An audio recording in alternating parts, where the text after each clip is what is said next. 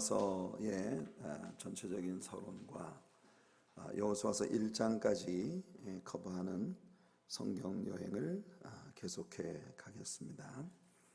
오늘은 하나님께서 여호수아에게 주신 소명, 하나님께서 그를 향한 부르심, 그리고 어떤 명령들을 여호수아에게 내리셨는가 하는 것들을 우리가 같이 배워 가겠습니다.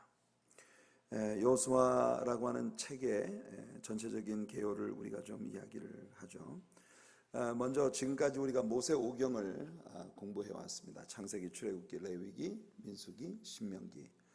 성경의 처음 5권의 책을 우리는 모세 오경이라고 부릅니다. 히브리 말로는 토라라고 하는데, 토라라고 하는 말은 말씀이라는 의미와 함께 율법 전체를 포괄적으로 내포하고 있는 그런 용어죠. 라틴어로 septuagin트라고 하는 이 이름으로 불리워지는 5개의 축, 5개의 두루마리, 5개의 두루마리라고 하는 그런 그 의미를 가지고 있는 모세오경을 우리가 배웠습니다. 창세기에서 우리는 모든 것의 시작을 보았습니다. The Book of Beginnings, 시작들의 책. 창세기 안에서 인류 역사가 시작이 되었고 우주의 역사가 시작이 되었습니다. 과학이 시작되었고, 그리고 하나님의 창조의 세계 안에서 인간의 가족이 최초로 등장하고 그 사람의 죄가 처음으로 시작된 모습을 보았죠. 그래서 창세기가 우리들에게 보여주는 건 모든 시작들 가운데 특별히 인간의 죄가 시작이 되었다고 하는 것을 우리들에게 보여주었습니다. 출애굽기는 그 죄로부터 구속받는 것이 어떤 경로를 통해서 되어지는가 하는 것을 우리에게 보여주는 책이었습니다. The Book of Redemption, 구속의 책이죠. 출애굽기 12장을 통해서 우리는 유월절의 규례를 보는데, 그 유월절의 규례를 통해 어린 양의 피와 성령의 능력으로 이스라엘 백성들이 애굽으로부터 탈출했다고 하는 걸 배웠어요. 그래서 죄로부터의 구속, Redemption, 이게 출애굽기의 주제입니다. 그 다음에 출애굽기의 후반부에 들어가면서 하나님은 하나님께 예배드릴 수 있는 성막의 제도를 허락해 주셨는데, 이 성막의 제도가 레위기에 성막 안에서 드려질 예배의 규례들로 이어집니다. 그래서 레위기라고 하는 책은 레위 지파 제사장들의 일종의 사역 매뉴얼로서 예배의 책입니다. 구속받은 신자들이 어떻게 하나님을 예배하며 살 수 있는가.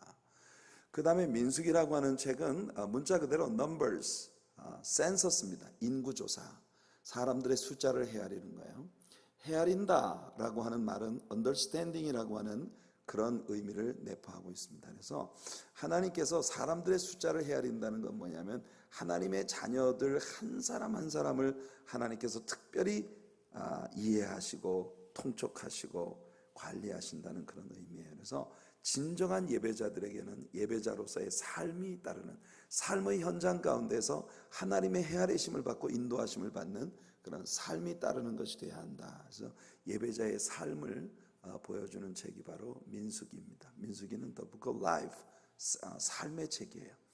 그 다음에 마지막으로 모세오경의 5번째 책이 신명기였는데, 신명기라고 하는 책은 Deuteronomion, The Second Law, 2번째 율법이라는 의미를 가지고 있었던 그런 그 제목이었습니다. 하나님께서 율법을 받았으나 그 율법에 실패했던 1세대들과는 달리 광야에서 일어난 제2세대들, 1.5세대들, 그들이 하나님의 율법의 기본적인 정신을 올바르게 이해하고 그 이해 가운데에서 하나님과의 건강한 이 사랑의 사귐을 구축하고 그 안에서 하나님이 주신 약속의 땅을 정복하고 그 안에 정착하기를 바라시는, 그래서 이 모압 평야에서 이제 요단강을 건너 가나안 땅을 향해 들어가려고 하는 광야 생활의 2세대들에게 하나님께서 2번째로 선포해 주신 율법의 재해석서라고 하는 것을 우리가 배웠어요. 그래서 신명기의 주제는 Love and Obedience, 사랑과 순종의 책이다, 이렇게 배웠습니다. 사랑과 순종의 책. 신명기 안에서는 계속해서 If you do this, I will do this. If you do that, I will do that. 하나님께서 이스라엘 백성들에게 너희가 이같이 나에게 순종하고 나를 사랑하면 나도 너희들에게 이런 복을 줄 것이다. 그래서 레위기의 끝부분에 나왔던 가나안 대언장이나 또는 신명기의 끝부분에서 우리가 배웠던 팔레스타인 대언 언약, 팔레스타인 팔레스티니언 커버넌트, 이것을 통해서 하나님의 신실하심이 그들에게 주신 모든 약속을 이루어갈 것이고, 그 와중에 사랑과 순종의 삶을 선택하는 것이 이스라엘 백성들에게 복이라고 하는 걸 우리가 신명기를 통해서 배웠습니다. 그리고 이제 우리는 여호수아서로 들어갑니다. 여호수아서는 한마디로 The Book of Inheritance, 상속의 책이다, 이렇게 우리가 말할 수 있겠습니다.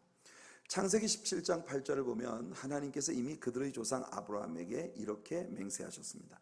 내가 너와 내 후손에게 내가 거류하는 이 땅, 곧 가나안 온 땅을 주어 영원한 기업이 되게 하고 나는 그들의 하나님이 되리라. 아브라함과 그의 후손들에게 하나님께서 아브라함이 서 있었던 이 가나안 일경을 다 상속으로 주시겠다는 약속이 있었고, 그리고 그 약속이 어떻게 실현되어졌는가 하는 것을 보여주는 것이 바로 여호수아서의 내용이 되겠습니다. 자, 하나님께서 이스라엘 백성들에게 이같이 상속의 계약을 주셨기 때문에 이 약속은 반드시 이루어지겠지만, 이스라엘 백성들이 가나안 땅을 상속하는 데는 두 가지 큰 조건이 필요했습니다. 첫째는 뭐냐 하면 싸워야 한다는 거예요. 가나안 땅을 얻으려면 싸워야 합니다. 그런 의미에서 보통 사람들이 이 가나안을 천국에 비유합니다. 나 가나안 복지 귀한 성에 들어가려면 하는 이 찬양은 분명히 가나안을 천국에 비유하고 있고, 요단강 며칠 후 요단강 건너가 만나리라고 말할 때 요단강이라고 하는 것은 우리들의 그 육신의 죽음을 의미하는 것으로 보통 해석을 하죠. 그래서 요단강을 건너서 가나안 땅에 들어가는 것을 죽음을 지나 천국에 들어가는 것으로 보통 이렇게 비유를 합니다만, 이 비유는 적절치 않습니다. 왜냐하면 가나안은 천국을 상징하는 것일 수가 없어요. 천국이라고 하면은 더 이상은 싸움이 없어야 됩니다. 그죠? 천국에 가서 뭘 싸워서 얻습니까? 천국은 이미 하나님께서 우리들을 위해서 상속해 주신 모든 것을 누리는 것이에요. 천국 가가지고 비로소 싸우고 천국에서 또 실패하고 눈물 짓고 이거 없습니다. 그런데 이스라엘 사람들의 가나안 정복의 역사는 보면 큰 싸움의 역사였고, 그리고 때로는 실패하기도 하고 때로는 하나님의 약속을 지키는 데 실패함으로써 그 가나안 원주민들과 평화조약을 맺고, 그로 말미암아 하나님께서 계획하셨던 모든 상속을 차지하지 못하는 그런 실패의 역사를 보여주기도 하는 그게 가나안의 삶이에요. 그래서 가나안은 천국을 우리에게 보여주는 것이 아닙니다. 도리어 가나안이라고 하는 것은 우리가 이 땅에 신자로서 살아가는 그 삶 가운데에서 성령으로 거듭난 후에, 우리가 본어게인 하고 난 후에 완전히 하나님께 모든 것이 위탁되어진 그런 순종의 삶의 그림자로 우리들에게 보여주는 것입니다. 이때부터는 싸워서 이기는 것마다 우리가 이 땅에서 획득하게 되는, 지금까지 이스라엘 사람들의 광야 생활에서는 싸워서 이겨도 자기 것 되는 게 아니었어요. 그들은 나그네에서 지나가면서 싸웠던 싸움들이죠. 그러나 이제부터 이 가나안 땅에서 싸워서 이기는 것은 다 그들의 기업이 되었습니다. 여러분들, 우리가 이 세상을 살아가면서요, 정말 천국의 맛을 볼 수 있는 그런 그 영적 기업들을 얻는 그런 축복을 반드시 누리게 되시기를 축복합니다. 여러분들의 하늘의 기업은 천국에 가서만 누리는 게 아니라 신자로 이 땅에 살아가는 동안에 영적인 여호수아이신 예수 그리스도께 순복하며 그의 인도하심을 따라서 우리들의 삶에 부딪혀오는 많은 영적 도전들과 싸워서 우리가 영에 속한 사람들이 되어서 이 땅에서 많은 것들을 획득할 수 있는 그런 축복을 누리시길 바랍니다. 많은 사람들이 이 세상에서 영적으로 계속 실패하고 무너지는 것을 너무나 당연하게 생각하고 있는데 굉장히 큰 문제가 있다고 생각해요. 하나님께서는 우리들을 이 세상에서 처절하게 실패하다가 비로소 천국에 가서야 뭘 얻을 수 있는 신자가 되게 하시는 게 아닙니다. 성경 가운데 있는 수많은 신자들이 우리들처럼 평범한 죄인으로 이 땅에 태어났지만 우리 하나님의 치밀하신 간섭하심과 추적하신 가운데 그들이 영적으로 변화되어져서 거듭남을 경험하고 순종의 사람으로 바뀌어져 갔을 때 그들의 삶에서 상상조차 할 수 없었던 놀라운 영적인 기업들을 이 땅에서 누리는 복을 받았습니다. 우리 하나님의 사랑교회 모든 성도님들이 살아있는 동안에 그런 축복을 반드시 맛볼 수 있게 되기를 예수님 이름으로 축복해드립니다. 변화받은 이후에 바울같이 되는 사람들, 변화받은 이후에 아브라함같이 되는 사람들, 변화받은 이후에 영적인 영성을 가졌던 야곱처럼 변화되어진 그런 사람들, 그런 삶의 복이 여러분들 살아있는 동안에 여러분들에게 반드시 누려지게 되기를 바랍니다. 많은 사람들이 이 잘못된 적용 때문에 우리의 영적인 상급은 오직 천국에서만 받는 것이고 이 땅에서는 죽을 때까지 그냥 지지궁상으로 그렇게 매일 실패하고 넘어지면서 살아가는 것이 너무 당연한 것처럼 여겨지고 있는데 저는 굉장히 큰 문제가 있다고 생각을 해요. 그래서 하나님이 여러분들을 위해 갖고 계신 계획은 여러분들이 이 세상에 살아가는 동안에 성령으로 완전히 거듭나서 육신적인 속성을 가지고 사는 것이 아닌 영적인 속성을 가지고 영성이 여러분들의 삶의 최고의 가치를 가진 것으로 부각되어지면서 영에 속한 사람으로서 이 세상에서 여러분들 아브라함이 아브라함 되고 난 후에 이 땅에서 받았던 그런 축복 여러분들도 꼭 받아볼 수 있기를 바랍니다. 40년을 광야에서 헤맸다면 반드시 요단강을 건너서 하나님이 약속하신 땅을 맛볼 수 있는 그런 은혜가 여러분들에게 꼭 있으시기를 바라요. 사울이 바울 되었을 때 그 놀라운 변화들, 하나님의 성령의 능력으로 이 땅을 믿음으로 밟는 곳마다 그 시대에는 정말 상상도 할 수 없었던 복음의 진격이 바울을 통해서 이루어진 거 아닙니까? 우리가 잊혀져서는 안 될 영혼들과 포기할 수 없는 저 땅을 향해 복음을 들고 가리라 오늘 찬양했습니다. 이게 우리가 살아있는 동안에 이루어져야 될 일이 아니겠습니까?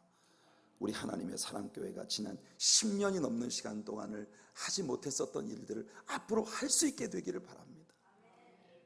그런 변화가, 그런 성숙이 우리들 안에 이루어지기를 갈망하게 만드는 책이 바로 여호수아서라는 책이에요.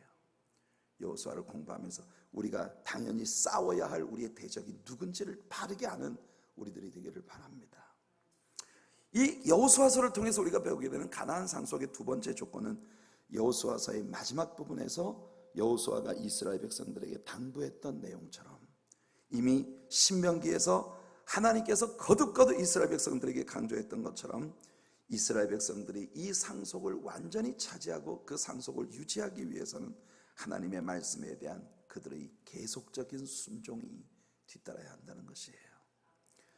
탈무드에 의하면 여호수아서는 마지막에 나오는 여호수아의 죽음에 관하여 기록된 5절만을 제외하고 나머지 모두를 여호수아가 썼다고 그렇게 이야기를 하고 있습니다. 여호수아의 죽음과 훗날 요셉의 뼈를 가나안 땅에 묻는 장면을 설명한 이 5절은 여호수아 이후에, 여호수아가 죽고 난 이후에 비느하스에 의해서 덧붙여졌다고 그렇게 설명이 되어지고 있습니다. 이것이 히브리 문학의 전형적인 특성 중에 하나예요. 히브리 문학은 항상 그 말미에 저자가 어떻게 죽었는지를 후대 사람들이 써넣는 것이 일종의 통례입니다. 그래서 우리가 신명기에서도 모세의 죽음이 기록되어 있는 그 마지막 장면을 여호수아가 써서 덧붙여 넣은 것으로 이렇게 보여집니다. 그래서 모세오경이 모세의 저작이라는 것에 대해서 의심을 하는 비평가들의 시각 중에 하나가 모세가 썼는데 어떻게 모세의 죽음에 관한 이야기가 나오냐, 모세가 썼는데 자기 죽음에 대해서 어떻게 그걸 기록할 수 있느냐. 그러니까 이게 히브리 문학의 특징인 것입니다. 대작이 있고 난 다음에는 항상 그 끝부분에 그 책의 저자가 어떻게 죽었는지, 그의 장례식에 관한 기록들, 이런 것들을 덧붙여 넣는 것이 일종의 히브리 문학의 상례라고 하는 것이죠. 자, 이 여호수아라는 인물에 대해서 지난 주일 아침 설교에서 잠시 여러분들에게 말씀을 드렸는데요. 여호수아라는 인물에 대해서 우리가 한번 얘기해 봅시다. 여호수아는 애굽에서 노예로 태어난 청년이었습니다. 그의 아버지는 눈이라고 하는 이름을 가진 아버지였는데 에브라임 지파에 속한 사람이죠. 역대상 7장 27절에 보면 여호수아의 가족에 관한 이야기가 소개되고 있습니다. 그런데 지난 주일 설교에서도 말했습니다마는 그의 어머니에 관한 기록이 성경에 전혀 언급이 되어 있지 않습니다. 히브리인들에게 있어서 어머니의 역할은 굉장히 중요했어요. 뼈대 있는 집안, 뼈대 있는 신앙적 전통을 이야기하려면 그 집의 어머니를 이야기할 수밖에 없습니다. 디모데라고 하는 사람의 신앙에 대해서 디모데 친가 쪽 보다는 이 디모데의 외가 쪽의 믿음의 전통들이 디모데에게 나타났다고 하는 것에 대해서 바울이 강조하고 있는 것을 봅니다. 히브리 사람들은 모든 사회 구조가 북의 사회이지만 영적인 부분에 있어서는 철저하게 목의 계통을 따르는 것이 히브리 사람들의 특징이에요. 그래서 예전에 한번 사도행전을 공부하면서 여러분들에게 설명해 드린 적이 있습니다만, 히브리 사람은요, 특징이 히브리 여자와 이방인 남자가 결혼을 하면 그 집의 자녀는 반드시 히브리인으로 자라게 되어 있습니다. 그게 히브리 여성들의 이 민족적인 그런 그 사고와 가정 교육에 있어서의 역할을 보여주는 아주 특별한 그런 특징이죠. 히브리 남자와 이방인 여자가 결혼을 하면 그 가정의 자녀들은 이방인으로 자랍니다. 그게 이 히브리 사람들의 특징이에요. 그래서 히브리 사람들은 항상 그 어머니를 통해서 신앙적 전통과 하나님께 대한 믿음의 뼈대를 키워가는 것이 일종의 전통이기 때문에 여호수아라는 인물에 대하여 그 어머니가 성경에 전혀 등장하지 않는다고 하는 것은 확실히 모세의 이 성장의 배경과는 구별되어지는 그런 모습이라고 말할 수 있겠습니다. 탈무드에서 비롯된 유대인들의 전통에 의하면 지난 주일 아침 설교에서도 잠시 언급했습니다마는 여호수아가 모세의 뒤를 이어 이스라엘의 백성을 인도할 임무를 부여받았을 때가 85세였다고 전해지고 있습니다. 그리고 그가 죽은 것은 여호수아 24장 29절을 보면 110세, 110살을 살고 세상을 떠났습니다. 85세에 이스라엘 백성들을 물려받아서 110세가 될 때까지 이스라엘 백성들의 지도자로 살다가 하나님께 부름을 받았는데요, 그리 긴 세월이 아니죠. 오히려 여호수아는 그의 청년의 때로부터 모세의 뒷고문을 쫓아다니면서 일종의 더 세컨맨으로 평생을 살았던 인물이에요. 확실히 어떤 영향력이라든지 이런 부분에 있어서 모세보다 훨씬 더 못 미쳐 보이는 그런, 우리가 외적인 시각으로 볼 때 말입니다, 그런 인물이지만 성경은 확실히 우리들에게 모세가 못다 이룬 것을 여호수아가 완성시켰다고 하는 것을 우리들에게 보여줍니다. 이것이 바로 예수 그리스도의 그림자로서의 여호수아의 모습이에요. 여호수아의 이름은 본래 호시아였습니다. 호세아. 이 호세아라고 하는 말은 salvation, 구원이라는 말인데, 여기에다가 여호와 하나님의 이름을 일컫는 여자를 앞에 집어넣어서 여호수아라고 이렇게 모세가 그의 이름을 바꿔 불렀어요. 민수기 13장 16절을 보시게 되면 이 여호수아라고 하는 말은 야훼 is salvation, 여호와는 우리의 구원이시다 라고 하는 그런 의미를 가진 이름이죠.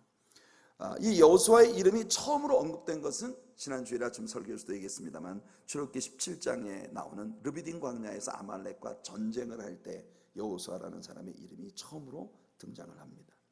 여호수아는 바로 이 처음 장면에서 그가 이 세상에서 눈 감는 시간까지 하나님께 대한 철저한 영적 순결과 충성과 순종으로 일관된 삶을 산 그런 인물이었다, 이렇게 볼 수 있겠습니다. 예수 그리스도의 모습을 우리들에게 보여주는 아주 좋은 그림자죠.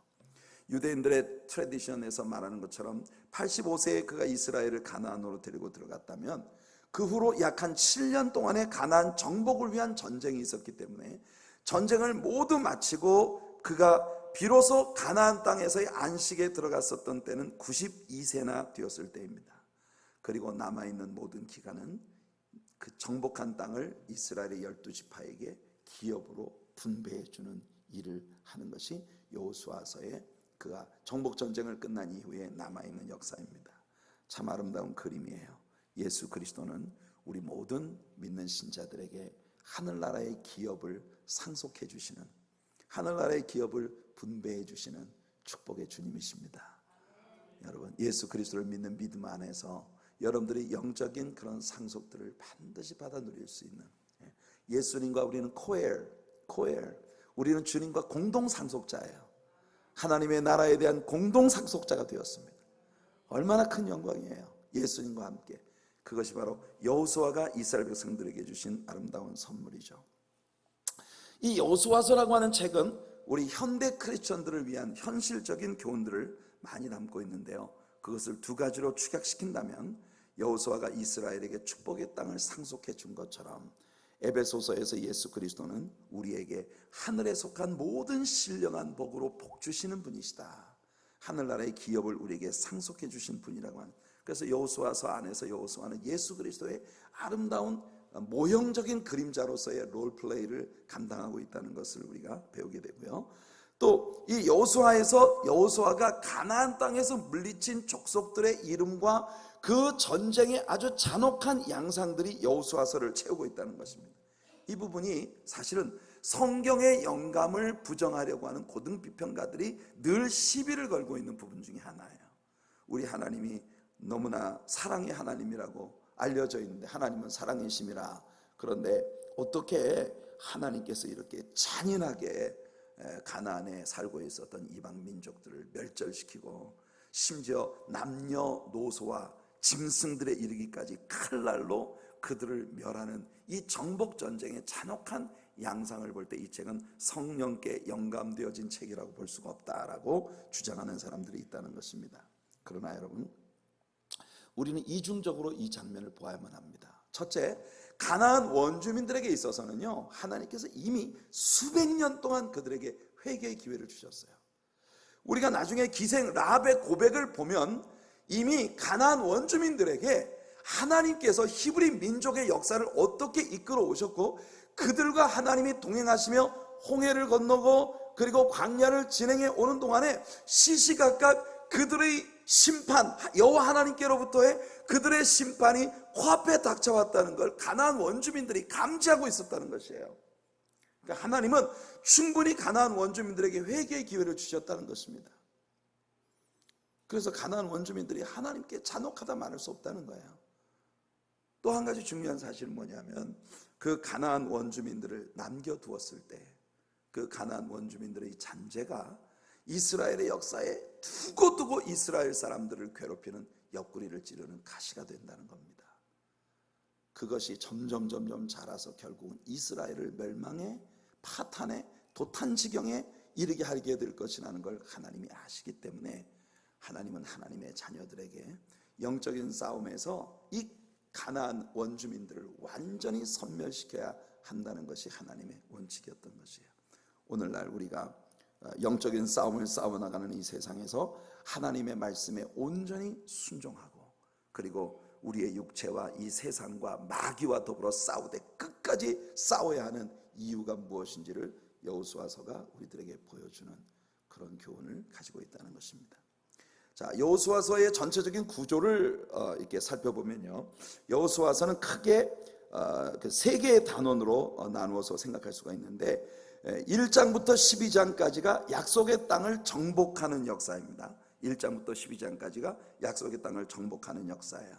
하나님께서 여호수아에게 어떻게 소명을 주셨는가를 보여주는 1장과 또 정탐꾼들과 기생 라합의 스토리를 담고 있는 2장, 요단강을 건너는 장면을 담은 3장과 4장, 정복의 조건이 무엇인지를 보여주는 5장, 그리고 약속의 땅의 중심부 여리고와 아이성과 기브온 족속을 공격해가는 약속의 땅의 중앙 부분을 공격하는 것이 6장부터 8장까지, 그 다음에 남부 가나안 남부 지역을 정복하는 것, 기브온 족속들, 아모리의 5 왕들을 정복하는 그런 그 여호수아의 전쟁의 역사가 9장 10장에 기록이 되고 있고, 그 다음에 약속의 땅의 북부 정복의 역사가 11장에 기록이 되어 있습니다. 그리고 12장에 가서는 가나안 땅에서 여호수아의 군대가 정복한 모든 왕들의 리스트가 등장하고 있는 걸 봅니다. 그러니까 1장부터 12장까지는 전쟁의 역사예요. 그 다음에 13장부터 22장까지는 그 획득한 약속의 땅을 12지파에게 어떻게 분배를 해 주었느냐 하는 약속의 땅의 기업 분배에 관한 이야기가 13장부터 22장까지 나오는 두 번째 섹션입니다. 여호수아의 공격 명령이 끝나는 것을 보여주는 13장, 여기서 두 지파와 반지파, 요단강 동편을 차지했던 지파들이 그들의 땅으로 돌아가는 장면이 나오고, 그 다음에 14장은 헤브론 땅이 갈렙에게 주어지는 장면, 15장부터 19장까지는 이스라엘 지파들에 대한 약속의 땅의 분배가 어떻게 지파별로 이루어졌는가, 그리고 20장에는 하나님께서 그들에게 명령하셨던 대로 레위 지파에게 주어진 48개의 도성과 그 가운데서 특별히 구별되어진 6개의 도피성들에 관한 이야기가 나옵니다. 21장에 레위 지파의 도성들에 대한 상세한 설명이 나오고, 그리고 22장에 증거의 제단을 건축하는 그런 장면과 여호수아의 명령에 따라 요단 동편을 차지했던 두 지파와 반 지파가 복귀하게 되는 그런 장면이 나옵니다. 그리고 마지막 23장과 24장 여호수아의 세 번째 큰 단원으로서 여호수아의 고별 메시지를 담고 있는 그런 장면입니다. 이 여호수아서의 구조는 굉장히 여러분들이 이해를 반드시 하고 넘어가야 할 중요한 부분이어서 돌아오는 주일 아침에 제가 주보 속에 간지로 넣어서 이 여호수아서의 전체의 구조를 간략하게 여러분들에게 넣어서 드릴 것입니다. 지금 이게 축약시켜서 이야기를 해도 여러분들이 이게 너무 이렇게 듣고 지나가서 되나 생각하지 마시고 주일날 여러분들에게 주보에 간지로 넣어서 여러분들에게 나눠드릴 테니 여호수아서 공부가 끝날 때까지 여러분들이 그걸 가지고 성경 깔피에 넣어서 가지고 다니시면서 계속 여호수아의 구조의 흐름을 파악하시기를 바랍니다. 자, 이제 1장으로 들어갈게요. 다시 말씀드리면 여호수아의 사명과 그에게 주신 하나님의 명령이 바로 이 1장에 나타납니다. 여호수아서의 주제는 상속, inheritance예요. 우리는 첫 장, 여호수아서의 첫 장에서 그 의미가 무엇인지를 발견하게 됩니다. 자, 여호수아 1장은 하나님께서 여호수아에게 개인적으로 사명을 주시는 장면으로 그에 대한 하나님의 명령으로 시작이 되는 것을 봅니다. 1절을 같이 한번 읽어볼게요. 1절입니다. 시작. 여호와의 종 모세가 죽은 후에 여호와께서 모세의 수종자 눈의 아들 여호수아에게 말씀하여 이르시되. 자, 이 여호수아 1장 1절을 보면 우리말 성경에서는 번역되지 않은 접속사가 있습니다. 영어 성경들을 보면 킹 제임스 버전을 보면 now 이런 말로 이 구절이 시작되는 것을 보면 now라고 하는 말은 여러분들이 아시는 대로 뭐 지금, 이제 이런 의미를 가지고 있습니다만은 이것은 여기서 접속사 and라고 하는 개념을 가지고 있는 접속사의 의미로 쓰여진 것이에요. 우리가 목사님들이 축도를 할 때 지금은 혹은 이제는 이라고 하는 구절로 시작을 하는 것은 접속사입니다. 지금까지 올려진 모든 예배의 모든 그 순서들을 다 통틀어서 그러므로 이렇게 하나님 앞에 예배한 하나님의 백성들에게 하는 일본 말에서 에또 하는 그런 말이 있죠. 되게 관용적으로 어떤 말이 앞에 서술되어졌었던 그 어떤 것으로 이 지금 펼쳐졌었던 정황에 이어서 그러므로라고 하는 이런 개념으로 붙여진 접속사예요. Now. 이것은 신명기 34장에 아까도 얘기했다시피 모세의 죽음에 관한 기록이 나오는데요.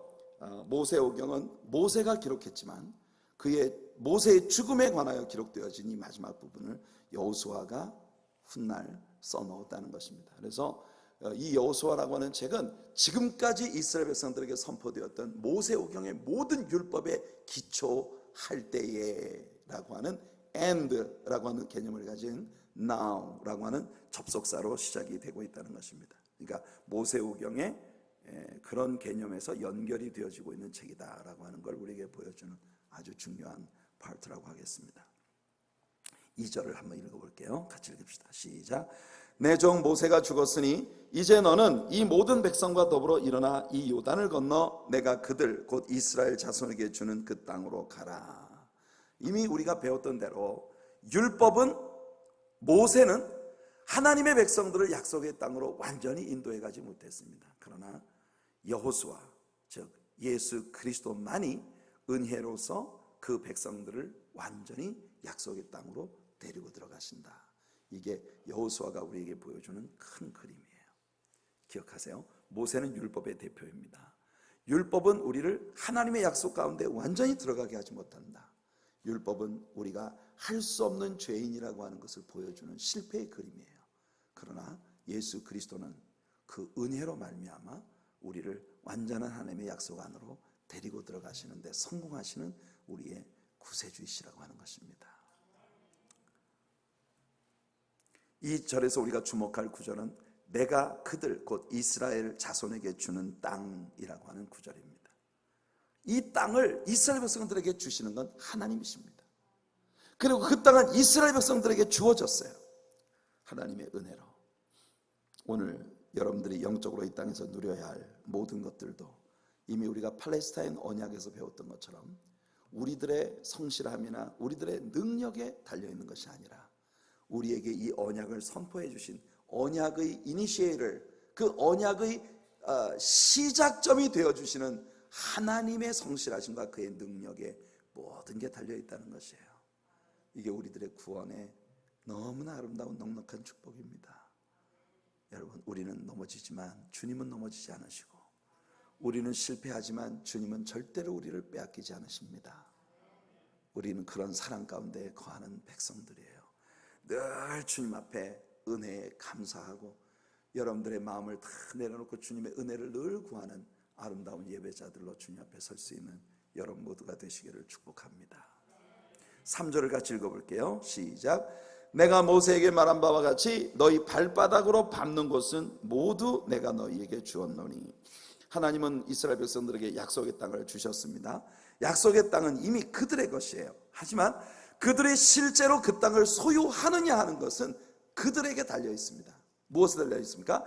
하나님이 이 땅을 우리에게 주셨다는 말씀에 전적으로 믿음으로 화답하며 아멘으로 순종하며 그 땅을 밟아 나갈 때 밟는 곳마다 그들의 것이 된다는 거예요. 여러분, 신명기의 거의 마지막 부분에서 우리가 성경 공부를 하면서 이런 말씀이 있었던 것을 배웠습니다. 나타난 것은 이미 하나님께서 너희들에게 주신 것이요, 아직 나타나지 아니한 것은 여호와께 속한 것이다. 기억나십니까?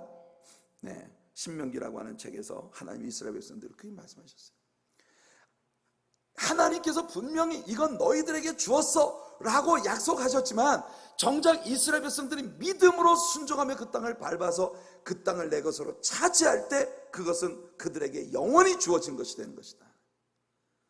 우리 하나님께는 아직도 역사 가운데 한 번도 어느 누구에게 베일을 벗긴 적이 없는, 어느 누구에게 보여준 적이 없는 하나님의 은혜 안에 갇혀있는 너무나 귀한 축복들을 갖고 계시다는 거예요. 하나님은 우리 하나님의 사랑교회를 통해서 일찍이 교회의 역사 가운데 한 번도 나타낸 적이 없는 새로운 역사를 나타내실 수 있습니다. 여러분, 제가 이야기하는 것은 내가 그것을 한다는 게 아닙니다. 우리가 그걸 한다는 게 아닙니다. 이게 하나님의 품 안에 갇혀있고 하나님은 그 목표가 있으시기 때문에 이 땅에 우리 교회를 세우셨다는 거예요. 인간적으로 바라볼 땐 답이 안 나옵니다. 계산이 안 나옵니다. 지난 10년 동안 안 됐던 일이 뭐 갑자기 이루어질 수 있겠는가? 이게 우리들의 계산이에요. 그러나 하나님은 우리에게 말씀하십니다. 밟아라, 이 땅은 너희 것이다. 믿음으로 우리가 반응하는 것이 중요하다는 거예요. 우리는 할 수 없지만 주께서 하시리라고 믿고 언약하신 하나님을 믿고 믿음으로 내딛는 겁니다. 우리 신자들에게도 얼마나 신령한 많은 축복들이 약속되고 있습니까? 에베소 1장 3절을 보면 찬송하리로다 하나님 곧 우리 주 예수 그리스도의 아버지께서 그리스도 안에서 하늘에 속한 모든 신령한 복을 우리에게 주시되, 하늘에 속한 모든 신령한 복으로 우리에게 축복하셨어요. 하나님의 성령의 능력을 힘입고 여러분들이 그것을 모두 받아 누리는 귀한 역사가 있기를 예수님의 이름으로 축원해 드립니다.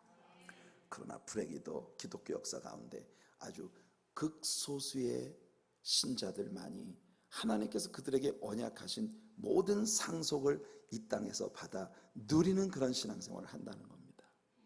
교회 안에 수많은 사람들이 있지만 여러분들 거기에 사람들이 대부분 이 약속을 놓치고 인생을 끝낸다는 거예요.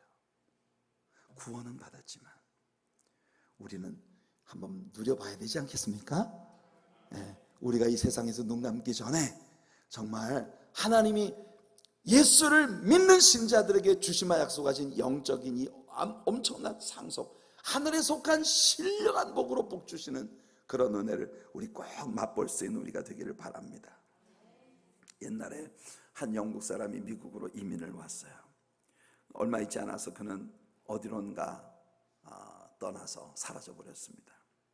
영국에 있는 그의 언클이 그에게 500만 불의 재산을 남기고 갑자기 죽었습니다. 이 일을 위탁받은 스코틀랜드 변호사가 이 영국인을 찾아서 미국으로 왔습니다. 그 사람의 마지막 주소가 시카고로 되어 있었기 때문에 시카고에 와서 이 사람을 샅샅이 찾아서 뒤졌는데 나중에 그 사람은 시카고의 변두리에 어느 싸구려 여관 입구에서 추운 겨울밤에 얼어 죽은 채로 발견이 되었다는 것입니다. 25센트가 모자라서 그 여관방을 얻지를 못하고 그 방 문간에서 그 추운 겨울밤을 이기지 못하고 거기서 얼어 죽었어요. 이게 아이러니죠. 500만 달러의 재산을 상속받은 어마어마한 거부가 25센트가 모자라서 여관방 앞에서 얼어 죽은 거예요. 근데 이 그림이 사실은 오늘날 예수님을 믿는 너무나 많은 사람들이 처해 있는 위치라는 겁니다. 우리는 예수 그리스도 안에서 어마어마한 영적 상속을 약속받은 사람들입니다. 할렐루야. 그런데 놀랍게도 그 어마어마한 하늘에 속한 모든 신령한 축복을 약속받은 우리들이 25센트가 모자라서 이 땅에서 얼어 죽어가고 있는 거예요. 이렇게 끝나서는 안 되지 않겠습니까? 그렇게 하고 싶으신 건가요?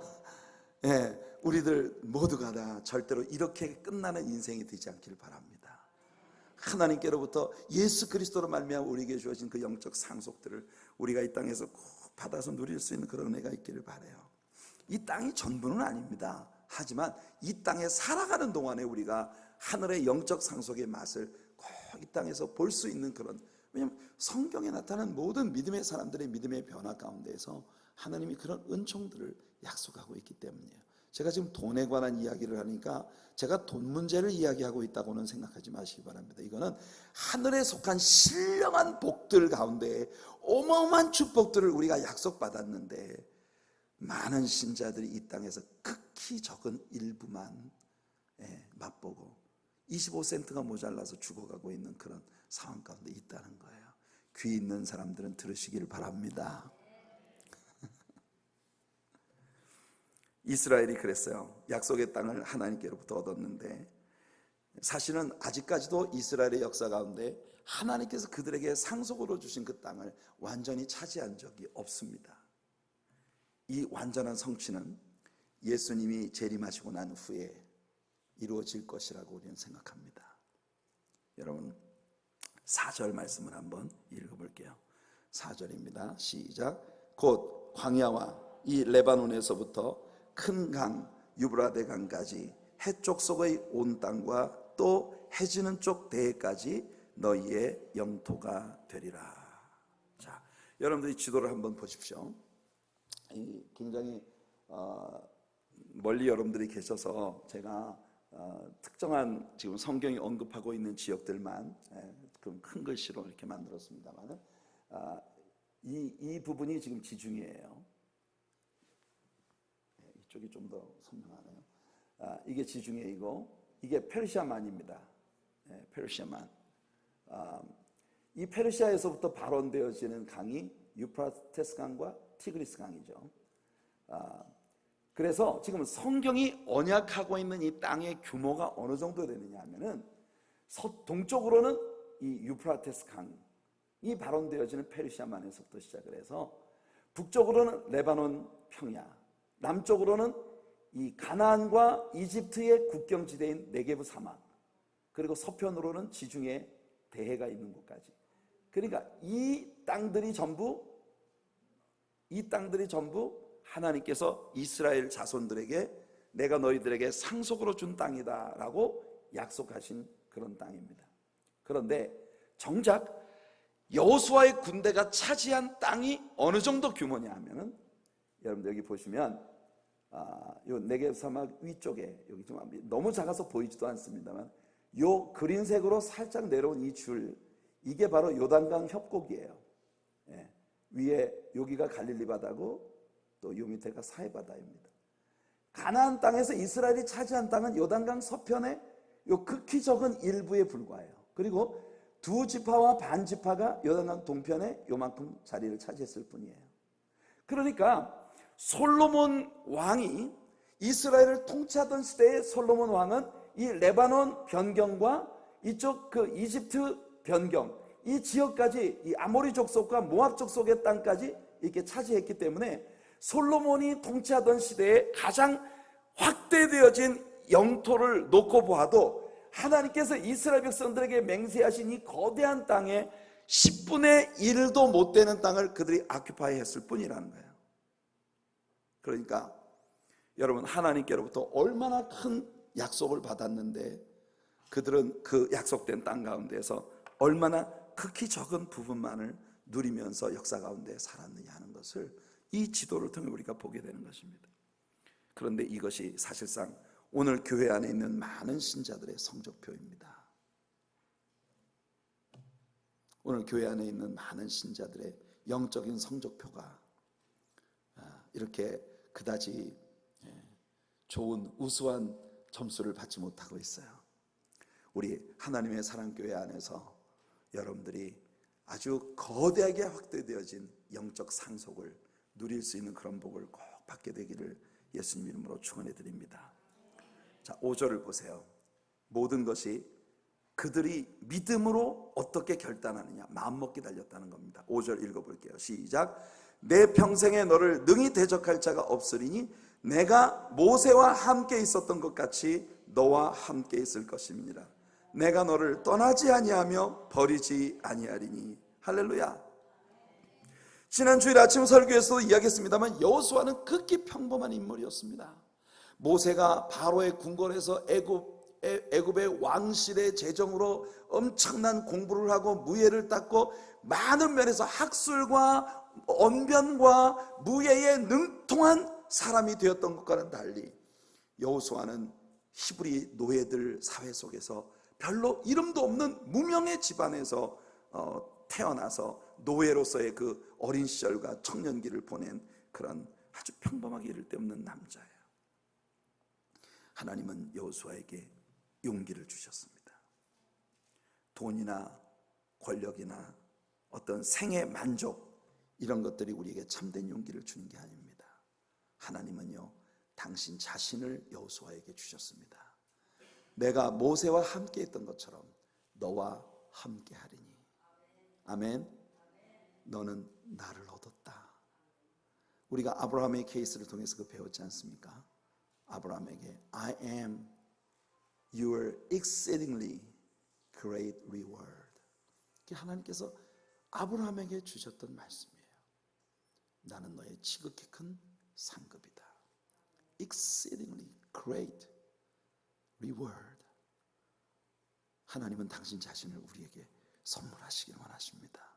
하나님을 소유한 자는 만사를 가진 자입니다. 아멘. 하나님을 소유한 자는 만사를 가진 사람.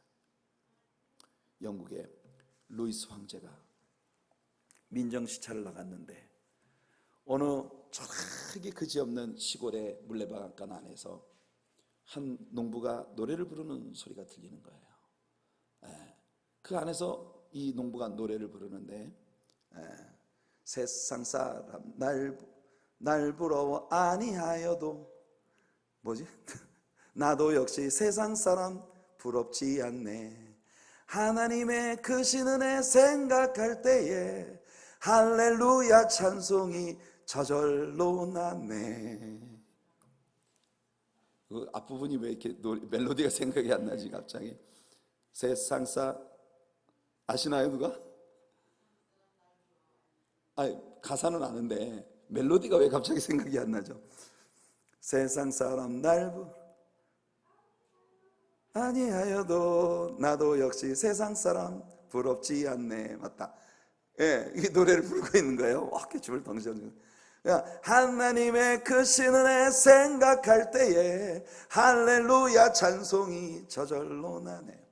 이게 루이스 왕이 이 사람을 보고 생각을 했어요. 문틈으로 이렇게 들여다보면서 저 사람은 별로 가진 것도 없고 아주 초라하게 그저 땀 냄새 풀풀 나는 신내 나는 그런 농부의 옷을 입고 그거 얼마 안 되는 곡식을 털면서 저렇게 덩실덩실 춤을 추면서 할렐루야 찬송이 저절로 나네 노래를 부르고 있는데 자신을 생각해 보니까 나는 온 영국 대영 제국을 가지고 있는 사람인데 나에겐 저런 만족이 없다는 거예요. 그리고 나와 함께하고 있는 이 영국 왕실의 고관 대작들 가운데 어느 누구도 저 사람 같은 만족을 가진 사람이 없더라는 겁니다. 그래서 이 왕이 문을 두드렸어요. 그래가지고 그 농부를 보고 하는 말이, 여보시오, 당신은 별로 그렇게 가진 것도 없는 것 같은데 왜 그렇게 행복합니까? 그러니까 그 농부가 대답하는 말이, 나는 하나님을 가진 사람이요. 그러니까 나는 별로 재산이 없어도 나는 행복할 수밖에 없는 사람이에요. 그래서 이제 루이스가 이 사람을 왕실로 초청을 했대요. 당신 왕실에 들어와서 우리 왕실에 있는 모든 고관대작들 앞에서 이 노래를 한번 불러주라. 이래가지고 이 농부가 초청을 받아가지고 영국 왕실에 들어갔어요. 가가지고서 쿠줄군한 농부의 옷을 입은 채로 왕실에 들어가가지고 고관대작들 앞에서 노래를 부르는 겁니다. 세상 사람 날 부러워 아니하여도 나도 역시 세상 사람 부럽지 않네. 하나님의 크신 은혜 생각할 때에 할렐루야 찬송이 저절로 나네. 2절 불렀어요. 세상 사람 날 부러워 아니하여도 이 세상의 권세자들 날 부러워해. 하나님의 크신 은혜 생각할 때에 할렐루야 찬송이 저절로 나네. 사람들이 전부 침을 질질 흘리면서 이러고 듣고 있는 거예요. 마지막 3절, 세상 사람 날 부러워 아니하여도 영국 황제 루이스가 날 부러워해. 하나님의 크신 은혜 생각할 때에 할렐루야 찬송이 저절로 나네. 이게 여러분들의 주제가가 되시기를 축복합니다. 아멘. 우린 예수 그리스도를 통해서 하나님이 우리에게 상속하신 이 아름다운 상속을 이 농부처럼 누릴 수 있다는 거예요. 예수님은 마태복음 28장 19절에서 20절, 소위 The Great Commission, 대사역의 명령이라고 불리워지는 말씀을 통해 제자들에게 선포하십니다. 예수께서 나와 일러 가라사대 하늘과 땅의 모든 권세를 주셨으니 그러므로 너희는 가서 모든 족속으로 제자를 삼아 아버지와 아들과 성령의 이름으로 세례를 주고 내가 너에게 분부한 모든 것을 가르쳐 지키게 하라. 볼지어다 내가 세상 끝날까지 너희와 항상 함께 있으리라. 아멘. 여호수아에게 하나님 말씀하신 것처럼 내가 모세와 함께 했던 것 같이 너와 함께 있을 것이다. 오늘 예수 그리스도가 저와 여러분들에게 주시는 약속이 바로 이것입니다. 그래서 하나님은 여호수아에게 명령하시는 것이죠. 6절 7절입니다. 강하고 담대하라. 너는 내가 그들의 조상에게 맹세하여 그들에게 주리라 한 땅을 이 백성에게 차지하게 하리라. 오직 강하고 극히 담대하여 나의 종 모세가 내게 명령한 그 율법을 다 지켜 행하고 우로나 좌로나 치우치지 말라. 그리하면 어디로 가든지 형통하리니. 우리 하나님은 2번이나 똑같은 말씀을 하십니다. 마음을 강하게 하라, 담대하라. 이어서 하나님은 가장 중요한 것이 무엇인지 말씀하십니다. 8절이에요. 같이 읽어볼게요. 시작. 이 율법책을 내 입에서 떠나지 말게 하며 주야로 그것을 묵상하여 그 안에 기록된 대로 다 지켜 행하라. 그리하면 내 길이 평탄하게 될 것이며 내가 형통하리라. 이 율법책을 내 입에서 떠나지 말게 해라. 계속 읽으라는 겁니다. 주야로 묵상해라. 마음에 두라는 것입니다. 그 안에 기록된 대로 다 지켜 행하라. 하나님의 말씀은 우리의 입에 있어야 하고 우리의 마음에 있어야 하고 우리의 온 몸에 나타나야 합니다. 자, 여기서 한 가지 여러분들이 기억하셔야 할 것은 모세 이전에는 written word, 기록된 말씀이 없었다는 겁니다. 그래서 하나님은 모세와 얼굴과 얼굴을 대면하여 맞대어 말씀을 직접 주셔야 했습니다. spoken word, 하나님께로부터 받은 말씀되어진 말씀을 받은 건 모세입니다. 그런데 그 모세가 하나님께로부터 받은 말씀들을 기록했어요.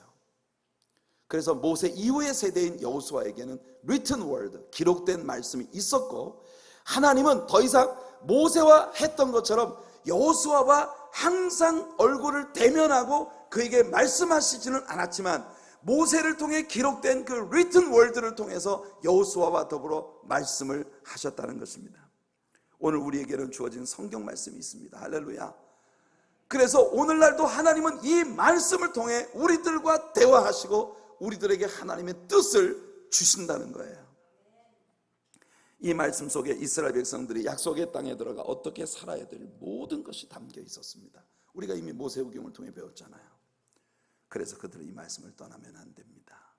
모세오경 이후에도 하나님은 하나님의 귀한 종들에게 성령의 감동을 주셔서 우리들에게 완성된 성경을 주셨습니다. 우리는 이 성경이 완성되어진 계시라는 걸 믿습니다. 그래서 이 완성되어진 계시로서의 무오한, 정확무오한 하나님의 말씀을 통해 하나님 지금도 우리들에게 계속 말씀하신다는 걸 믿는 거예요. 말씀 안에 거하는 우리가 되길 바랍니다. 9절입니다. 내가 내게 명령한 것이 아니냐. 강하고 담대하라. 두려워하지 말며 놀라지 말라. 내가 어디로 가든지 내 하나님 여호와가 너와 함께 하느니라 하시니라. 그래서 여호수아는 한 손에는 성경을, 한 손에는 검을 들고 싸워 나가야 하는 위치에 있었습니다. 이것이 오늘 우리 크리스천들의 위치입니다. 한 손에는 말씀을 들고 한 손에는 우리들의 생활 전선에서 우리에게 부딪혀오는 모든 것들을 싸워 이길 성령의 능력으로 무장하여 여러분들 싸워서 이기는 것마다 우리의 기업으로 획득하게 되는 그런 은혜가 여러분들에게 있기를 축복합니다. 자, 이와 같이 하나님께로부터 말씀을 받은 여호수아가 이제 백성들에게 그 받은 말씀을 전달하는 광경입니다. 10절을 보세요. 이에 여호수아가 그 백성의 관리들에게 명령하여 이르되, 이 이스라엘 백성의 리더십들에게 여호수아가 하나님께로부터 받은 말씀을 선포하는 것입니다. 여호수아는 하나님께 말씀을 직접 받았기 때문에 주저함이 없이 확신 가운데 그 백성들에게 이 말씀을 선포하고 있는 거예요. 저는 오늘날도 교회에 세우신 하나님의 종들이 바로 이와 같은 위치에 있다고 믿습니다. 하나님의 종들이 하나님의 말씀을 통해 하나님의 음성을 듣고 이 교회가 나아갈 방향에 대하여 하나님의 말씀을 듣고 선포하는 것이에요. 교회의 모든 리더십들이 하나님께서 목회자에게 주신 비전을 현실화시킬 수 있기 위해서 함께 노력하고 함께 마음을 모으고 협력할 때 하나님의 아름다운 역사는 오늘날도 일어나게 될 것을 믿습니다. 하나님은 미디안 광야에서 40년을 보내고 두려움에 빠져 있었던 모세에게 애굽으로 돌아가라고 하시면서 모세에게 이렇게 약속하십니다. 출애굽기 4장 12절을 보시면 이제 가라. 내가 내 입과 함께 있어서 할 말을 가르치리라. 여러분 기도해 주세요. 하나님께서 정 목사의 입에 함께 하시는 은혜를 구하시기를 축복합니다. 예레미야 1장 19절을 보면 예레미야에게 소명을 주시면서 두려움에 빠져 있었던 예레미야에게 하나님이 이렇게 말씀하시는 거 봅니다. 그들이 너를 치나 너를 이기지 못하리니 이는 내가 너와 함께하여 너를 구원할 것임이라 여호와의 말이니라. 그러니까 너는 내가 만나라는 사람 만나고 가라는 곳에 가고 내가 내 입에 넣어주는 말을 전하기만 해라. 오늘 정 목사가 해야 할 일이 바로 이것이라고 믿습니다. 시편 118편에서 다윗은 이렇게 선포합니다. 여호와는 내 편이시라. 내가 두려워하지 아니하리니 사람이 내게 어찌할까. 오늘 우리 하나님의 사랑교회가 세상을 향해서 외쳐야 하는 것이 바로 여기 있습니다. 이 말씀대로 세상이 우리에게 어찌하겠습니까? 마귀가 우리 교회에 뭘 하겠습니까? 우리가 많은 부분에 어려움이 있습니다. 현실적으로 우리 앞에 있는 큰 장벽들이 있습니다. 그러나 세상이 우리에게 어찌하겠습니까? 여호와 하나님이 우리 편에 계십니다. 이것을 믿고 함께 나아가는 저와 여러분들이 되기를 예수님 이름으로 축원해 드립니다. 여호수아는 하나님께로부터 기록된 말씀과 직접 들려진 말씀, written word와 spoken word를 여호와 하나님께로부터 받은 거예요. 이제 여호수아는 이 말씀을 마음에 간직해야 합니다. 11절을 보세요. 같이 한번 읽어볼게요. 시작.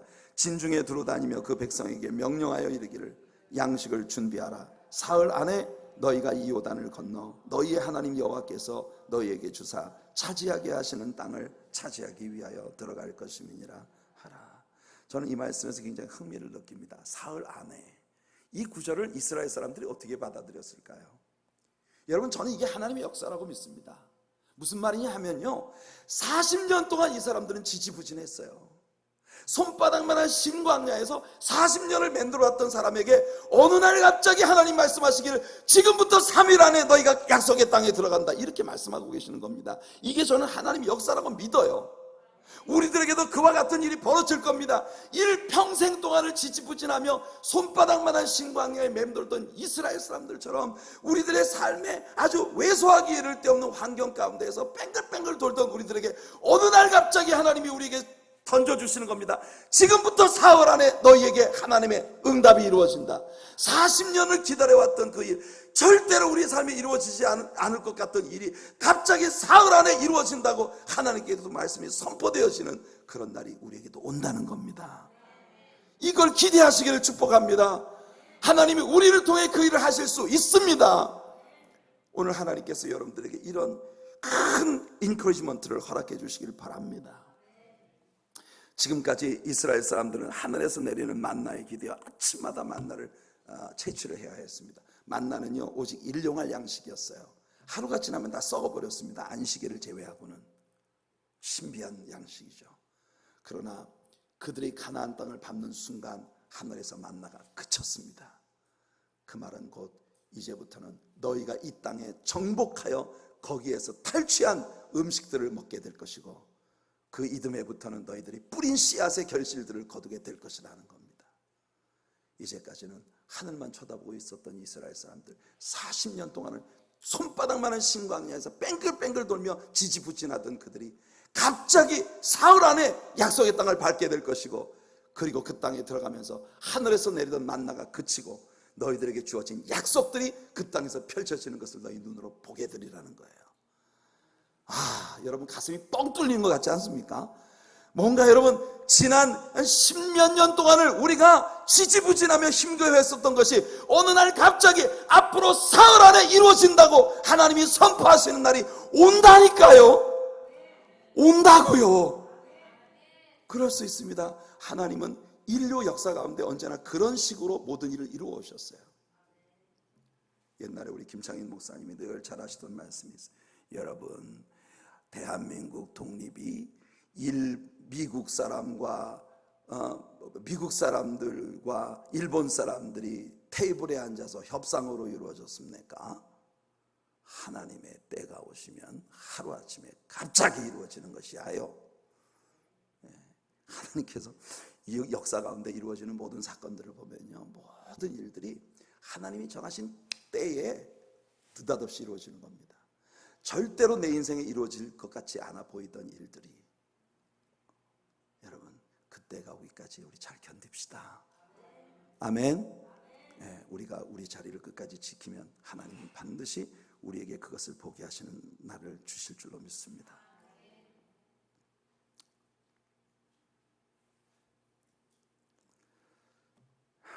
에베소 5장 18절을 보면 술 취하지 말라 이는 방탕한 것이니 오직 성령으로 충만함을 받으라 하나님이 선포하십니다. 여러분들 두고두고 지난 과거에 있었던 은혜의 어떤 시점들을 여러분들의 마음속에 떠올리며 그런 것을 계속 곱씹는 여러분들이 되지 마시고 하나님께서 아직 여러분들에게 한 번도 베일 벗긴 적이 없는 놀라운 스릴들을 믿음으로 바라보며 나아가는 우리들이 되기를 바랍니다. 자, 여기서 이제 마지막으로 남아있는 12절부터 18절까지의 내용이 우리에게 보여주는 것은 요단강 동편에 자리를 잡은 세 지파에 대한 이야기예요. 루벤과 갓지파 그리고 므낫세 반지파. 우리 이미 민수기 32장을 공부하면서 이 부분에 대해 배웠습니다만 여러분들이 지도에 보시는 것과 같이